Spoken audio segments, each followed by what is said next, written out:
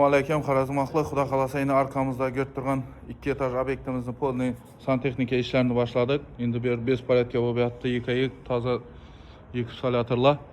Şimdi 2 etaj zdaniyamiz polni suv kanalizatsiya işlerini başladık hozir.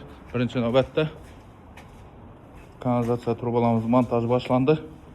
Shuna turib lazerni uruvi bilan hammasi bizada chiqadi.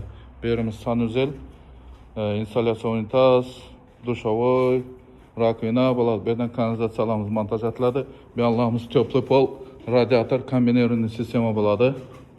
Bu yerlarimiz ham tepli pol, polovoy konvektor bo'ladi. Ikkinchi etajlarimizda tepli pol, radiator, komplet termostat qo'yib, hammasini cho'tkatib ishlatib beramiz. Bu yerlarimiz ham tepli pol, ishini hammasini Xudo xolasa bu yerda ikkinchi sanuzelimiz, ikkinchi etajni bu yerlardan montaj etib, hammasini bu yerlarimiz ham radiator, tepli pol bo'ladi.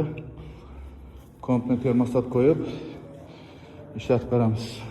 Bir narsa e'tibor etinglar, shunday biza kanalizatsiya, suv o'taqdan o'tadigan betonlar hammasi olmazli bir yerda döşamiz ishlatdik.